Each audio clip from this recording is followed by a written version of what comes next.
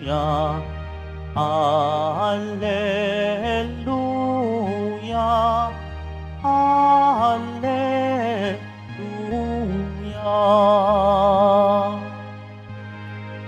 You are Peter, and upon this rock I will build my church, and the gates of the netherworld shall not prevail against it.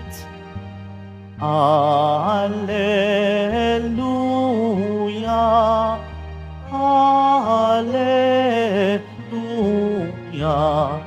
Alleluia, Alleluia.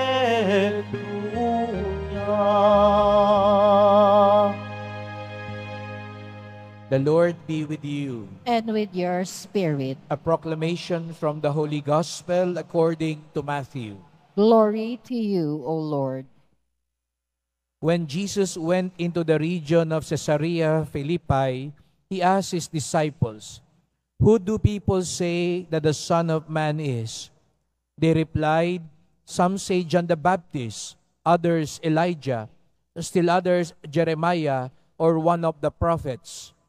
He said to them, "But who do you say that I am?" Simon Peter said in reply, "You are the Christ, the Son of the living God." Jesus said to him in reply, "Blessed are you, Simon, son of Jonah, for flesh and blood has not revealed this to you, but my heavenly Father. And so I say to you, you are Peter, and upon this rock I will build my church, and the gates of the netherworld shall not prevail against it. I will give you the keys to the kingdom of heaven. Whatever you bind on earth shall be bound in heaven. Whatever you loose on earth shall be loosed in heaven."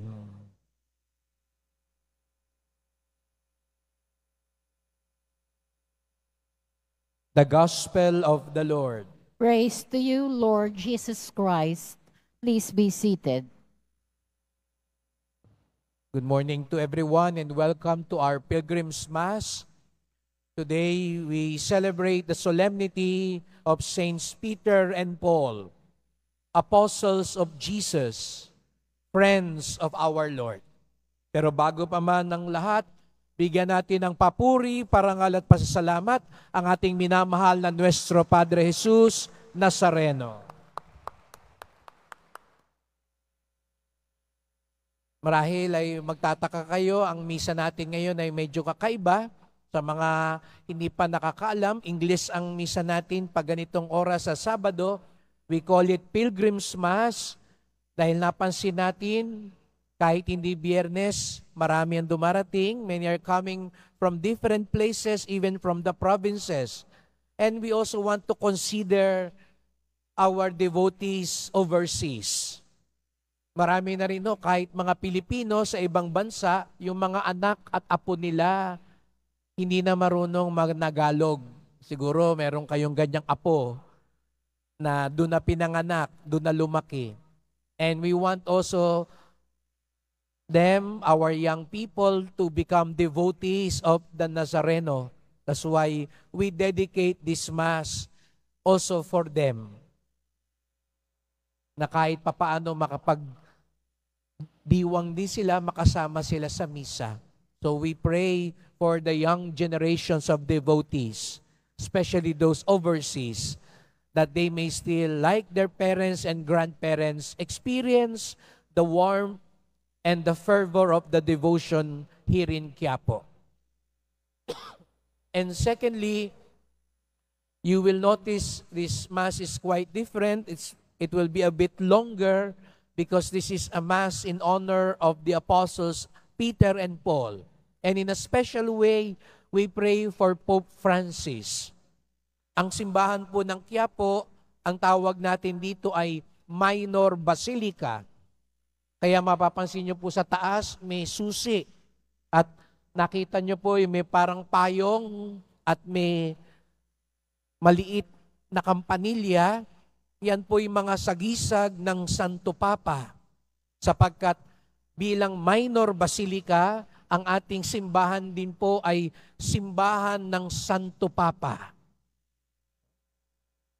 At ang Santo Papa ay kahalili ni San Pedro. Pope Francis is the 266 Pope. Tayo lang po ang simbahan na kung ating itetrace ang pinuno natin hanggang sa mga apostol kay San Pedro. Kaya dapat ngayong araw na ito'y isang ating ipagpasalamat. Ang ating simbahan, ang Katolika, Romano-Katoliko simbahan, ang tanging simbahan na kung ating iuugnay, hindi tayo nag-umpisa lang noong 1900, 1800, 1500.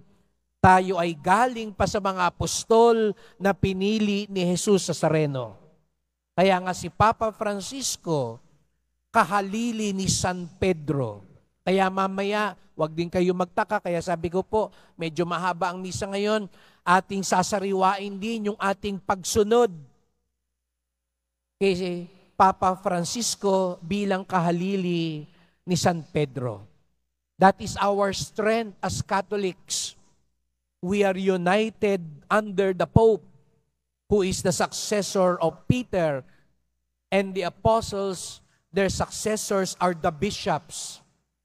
Si Cardinal Advincula ay kahalili ng mga apostol. Kaya yun ang maipagmamalaki natin. Hindi natin kailangan yung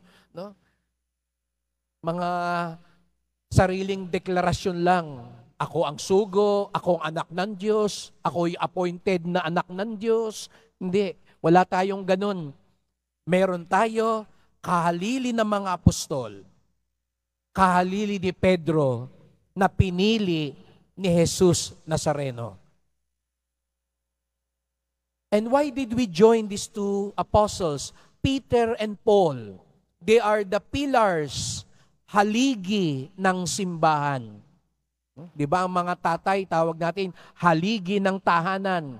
Si Jesus Nazareno, ang pundasyon, ang panulukang bato, at ang haligi ay ang mga apostol. Kaya napansin niyo po sa labas ng simbahan, yung mga estatwa sa labas ng simbahan natin ng Quiapo, yan ang mga apostol. Dahil dyan nakatayo, kaya nakatindig tayo dahil sa mga apostol. And in a special way, Peter and Paul. Why? Because to them, we see the traits of the church. Peter is the source of unity. Kaya nga kahalili ng Santo Papa, kaya tayo nagkakaisa, hindi tayo kanya-kanya. Kaya pag sinabi ng Santo Papa, sumusunod tayong lahat. Kaya 2,000 taon na ang nakalipas, nakatindig pa rin tayo. We are strong because we are united. Kaya paalala sa atin, pag nawala ang pagkakaisa, doon nag-uumpisa ang problema. Kaya ngayon, kung paghihiwalayin ang pamilya, ang mag-asawa, doon mag-uumpisa ang problema. Doon mag-uumpisa ang gulo. Kaya sa samahan, pag nawala ang pagkakaisa, watak-watak, kanya-kanyang paksyon. Kaya pagdasal natin, kita nyo, pag ang bayan natin, hindi nagkakaisa ang mga pinuno, magkakagulo tayo, kanya-kanya tayo. Peter is the source of unity. Paul is the source of universality. Because it was Paul who went out and preached the good news. Kay Pedro, nandun ang pagkakaisa. Kay Pablo, nandun ang pagsasama. Kasi hindi rin naman pwede yung nagkakaisa tayo, tayo na lang. Hindi rin magandang pagkakaisa yun. Very exclusive. Diba? Minsan ganun, delikado sa isang sama. Tayo lang, barkada lang natin. Pag may lumapit na iba, ay, wag isama yan. Hindi ganun ang simbahan. Kaya kay Pedro, we are united. But with Paul, we are also, kaya si San Pablo, lumabas. Nagpunta sa napakaraming lugar kasi gusto rin niyang isama ang iba. kasama ang lahat kay Jesus Nazareno. Unity for Peter, universality for Paul. For Peter, it is gathering. Tinitipon tayo. Kasi mahalaga yan sa pagkakaisa, nagkakatipon. Pag hindi tayo nakikita, pag hindi ka nagsisimba, paano tayo magkakaisa? Pag hindi tayo sumusunod sa pare-parehong utos, pag sinabi, sige, kung gusto mong sundin yan, bahala ka. Hindi pwede yun. Kaya yung iba nagtataka, bakit? Ba't ba ang simbahan mapilit magkaisa sa turo? Hindi pwedeng kanya-kanya. O sige, katoliko ka, pero sige, sunod ka sa divorce. Sige, sunod ka sa abortion. Sige, sunod ka sa pagpatay. Hindi pwede yun. Hindi tayo magkakaisa pag ganun. Hindi pwedeng nagkakaisa lang tayo sa prosesyon. Hindi pwedeng nagkakaisa lang tayo sa debosyon. Dapat nagkakaisa tayo buong buo. That's why Peter is a source of gathering, while Paul is the symbol of sending. Nakita niyo po yung galaw? Ganun ang simbahan, kaya tayo malago, kaya tayo matibay. Natitipon pero nagsusugo. Nagkakaisa pero nagsasama. And that is the beauty of Peter and Paul. And they are friends of the Lord because they have shown Jesus in word and in deed. Sa salita at sa gawa. In their lives, they have shown Jesus. And that is what brings them together. Ano raw ang sikreto ni San Pedro at San Pablo? Nakita nila kung gaano sila kamahal ni Jesus Nazareno at nakita din nila kung gaano kamahal ni Jesus Nazareno ang lahat ng sumusunod sa Kanya. Kung gusto raw nating maging tunay na alagad, katulad ni San Pedro at San Pablo, ito raw ang susi. Discover the mercy and grace of God in you and discover also the mercy of God in others. Tuklasin mo kung gaano ka kamahal ng Diyos. Kung gaano ka kinawaan ng Diyos. Kaya si San Pedro at si San Pablo, hindi naman sila uliran. Makasalanan nga sila. Di ba si Pedro, pinagkanulo niya, itinakwil niya si Jesus Nazareno 3 beses. Si San Pablo nga, mamamatay tao. Malagim ang kanyang nakaraan. They were called not because of their merits, but because of the grace and mercy of God. At ang pinakamahalaga, nung natuklasan nila ang awa ng Diyos, ito pakinggan niyo po, pag natuklasan daw natin ang awa ng Diyos sa atin, matututo ka ding magmahal at maging maawain sa kapwa mo. Yun ang nadiskubre ni Pedro at ni Pablo. And that is why the turning point in the lives of Peter and Paul was this. When Peter, after betraying, denying the Lord 3 times, nagpakita sa kanya si Jesus Nazareno. Anong tanong sa kanya ni Jesus Nazareno? Pedro, mahal mo ba ako? Do you love me? Anong sabi ni Pedro? Yes, Lord, I love you. Anong sabi ni Jesus Nazareno? Feed my sheep. Tend my sheep. Ano ibig sabihin nun? Kung mahal mo ako, alagaan mo ang kawan. Mahalin mo ang kapwa mo. Napansin nyo yun? Hindi sinabi ni Jesus Nazareno, mahal mo ba ako? O sige, mahalin mo ako. Anong sabi ni Jesus Nazareno? Mahalin mo ang kapwa mo. Kasi kung mahal mo ako, mahal mo rin sila. Ang tunay na deboto, hindi lang mahal si Jesus Nazareno. Dapat mahal mo rin ang kapwa mo. Ganon din na natuklasan ni San Pablo. When Paul was persecuting the Christians, biglang nagkaroon ng malaking liwanag. At may narinig daw si San Pablo. Anong sabi nung tinig? Saul, yun yung unang pangalan ni Pablo, Saul. Saul, Saul, why are you persecuting me? Why are you killing me? Why are you hurting me? Napatanong si San Pablo, who are you? I am Jesus, whom you are persecuting.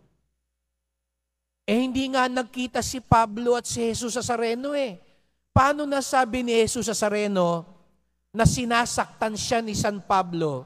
Kasi ang sinasaktan ni Pablo ay ang mga Kristiyano.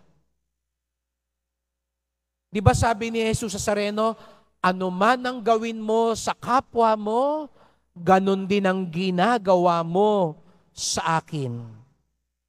You notice that, sisters and brothers? The love for Jesus is connected in our love for our neighbor. Like Peter and Paul, they discovered, if you love Jesus, you should also love the church. Kung mahal mo si Jesus Nazareno, mahal mo din ang simbahan.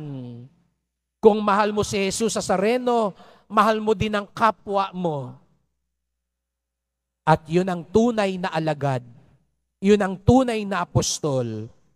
Yun ang tunay na kaibigan ni Jesus Nazareno. As we continue with this Mass, let us pray for that grace.